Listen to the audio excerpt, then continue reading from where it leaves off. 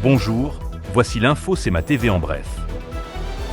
Seulement quelques semaines après avoir été choisi par les membres du Parti libéral du Québec pour représenter la Côte-du-Sud, Laurier Michaud s'est vu retirer sa candidature en raison d'allégations sérieuses.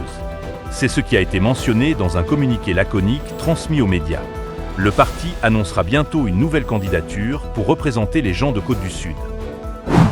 C'est à saveur gourmande que Montmagny et les îles ainsi que la MRC de Montmagny lancent cet été leur toute première campagne touristique mettant en vedette l'influenceuse et communicatrice culinaire Alison Van Rassel. À travers une série de capsules tournées sur le territoire, cette initiative vise à faire découvrir la région sous l'angle du tourisme gourmand et du slow tourisme, tout en mettant en valeur les entreprises, les producteurs et les expériences authentiques qui font la richesse de la destination. Sous le thème Alison Van Rassel dans la région de Montmagny, probablement probable. La campagne prendra la forme d'une escapade gourmande et humaine. La Société québécoise du cannabis a dévoilé mercredi ses résultats financiers pour l'exercice financier se terminant le 28 mars 2026. Selon ceux-ci, la société d'État a enregistré des ventes totales de 809,5 millions de dollars, comparativement à 741,5 millions de dollars l'année précédente, pour un résultat net s'élevant à 132,4 millions de dollars, en hausse de 14,3 millions de dollars sur la période 2024-2025.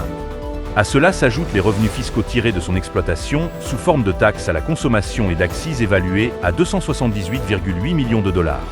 La contribution totale de la SQDC à l'État québécois se chiffre ainsi à 331,3 millions de dollars. Au sport, la première édition de la Gravelle des Appalaches, le circuit des Vaillants, tenu le 30 mai dernier à Cap-Saint-Ignace, a largement dépassé les attentes des organisateurs.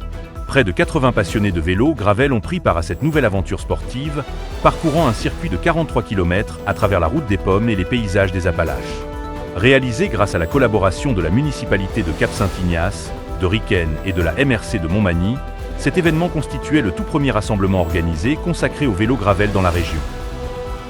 Pour plus d'informations, visitez le cematv.ca ou suivez le fil X de CEMA TV.